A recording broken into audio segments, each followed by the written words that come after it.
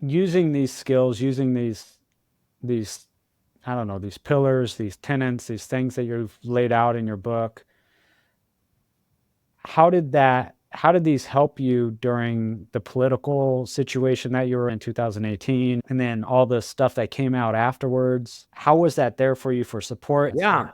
I mean, again, we could go on all of these stories. Like, there are many stories, and maybe we'll do some of them in more depth later. But I felt like I had seen a lot of hell in my life, right? I'd worked in Bosnia, I'd worked in Rwanda, I'd worked in Cambodia, and one of the homes of deaf student dying. I'd been in Albania. I'd done all these things. And then I was a SEAL. I was in Iraq and Afghanistan and Southeast Asia and the Horn of Africa. I had seen all of these things, all of this difficulty. And I'd worked with literally thousands of veterans who'd been through hardship. And I never anticipated the viciousness and the awfulness of what would be done to me in politics. And the very short story is, I'd never been involved in politics before. I ran for governor of the state of Missouri and won. Now, nobody expected that I would, Kenny, because I was a complete outsider, didn't take any money from lobbyists, did not play any of the political games. And what ended up happening was that because I was completely opposed to the insider culture of stealing from people, which is what a lot of politics is, I ended all gifts from lobbyists. I banned people. I slammed shut the revolving door between lobbyists and the executive branch.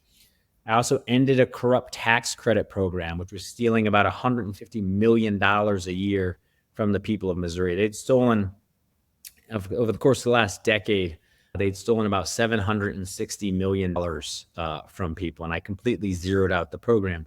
All that's to say, it meant that the whole political structure was opposed to me. The people of Missouri love me, right? We're at the end of 2017, the most popular political figure in the state of Missouri because we were doing the right things. And you'll also remember Missouri was the home to the anti-police movement. It started with Michael Ferguson in 2015. That was before I was governor. When I became governor, we defeated Antifa when they came to Missouri. And I was the first governor to do it, and I demonstrated that you could defeat Antifa while protecting everyone's constitutional rights. I was exceptionally clear, like, everybody has a constitutional right to protest. Everybody does. And we were going to protect those rights, and throwing a brick through a window is not free speech. You assault one of your fellow citizens or you assault a police officer, you're going to be arrested. It was really simple. And we put together a very good strategic, operational, and tactical plan, and we were able to do all that. All that's a long way of saying that we're extraordinarily effective for the people of Missouri and hated by the political establishment. So what ended up happening was that there was a George Soros-funded prosecutor in the city of St. Louis who made up a false case against me. She was later found guilty of having lied over 62 times to the judge, to the court. She ended up being admonished by the Missouri Supreme Court. She ended up being fined, and she ultimately had to resign. She hired a corrupt former FBI agent to make up a false case against me. He ended up being charged with 7 felonies for perjury and evidence tampering and pled guilty. And they paid people. We know of at least $120,000 in cash that they paid people to make false accusations against me. Wow. And when those people made the false accusations, when they ultimately had to go on the stand and testify, they said that they were remembering their accusations through a dream. Okay. This is the kind of nastiness that happens. And you can see me now. I hope that you see I am happy. I am joyous. I am positive. And I also don't want to give anyone the sense that this was an absolute hell. And Kenny, it lasted for years. I mean, everything that I just told you about the prosecutor being found guilty of 62 lies, of the FBI agent being charged with 7 felonies for perjury and evidence tampering, that didn't come out till years later.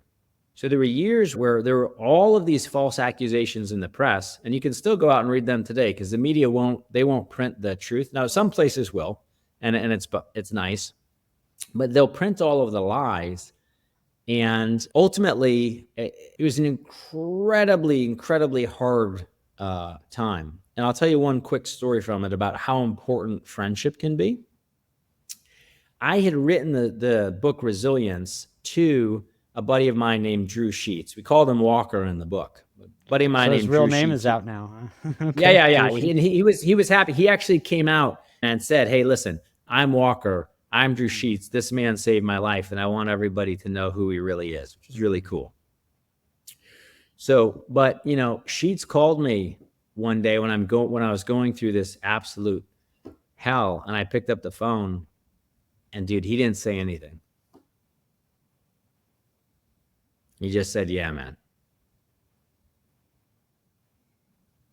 Like, I get it. I know where you're at. I know what you're going through, and I'm here for you." And that was a really powerful and important phone call for me. And I'll tell you, one of the things that was hardest for me, Kenny, was that I'd literally written a book, the book on resilience. And one of the things that happened to me, and that can happen to a lot of people, I'm happy to share this story, was like I was beating myself up. How come I haven't healed faster? How come I'm not back sooner? How come I haven't rediscovered my joy? How come I haven't done all these things?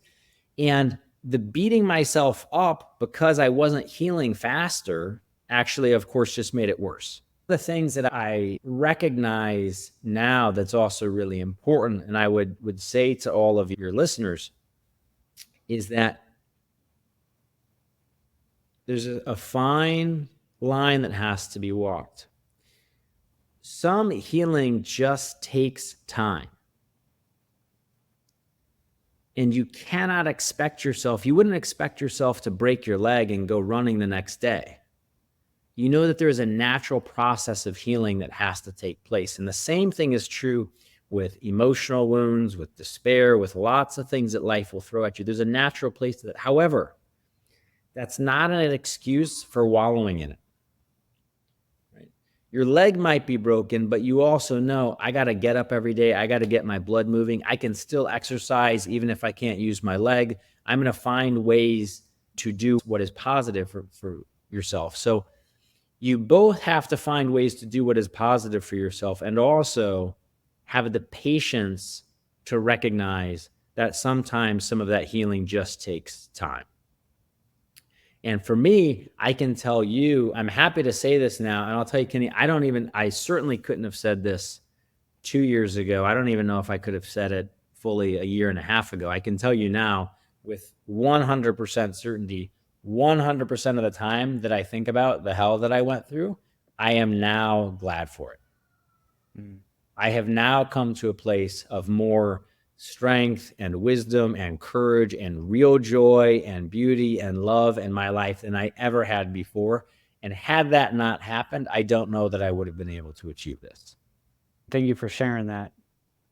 Now, I just listed at the beginning of the episode all these amazing credentials that you had worked hard for to attain. Yeah. And then the hope for any citizen is to have a public figure with those type of credentials, with that type of heart to serve, with that type of experience, of military experience, combat experience, scholarly experience, the whole gamut of experience that you would want in somebody to show up as a political figure for you. Because you're like, how soon can we get this guy in the presidency seat? Because we need something helpful there for us. Like, how soon can we get this guy there?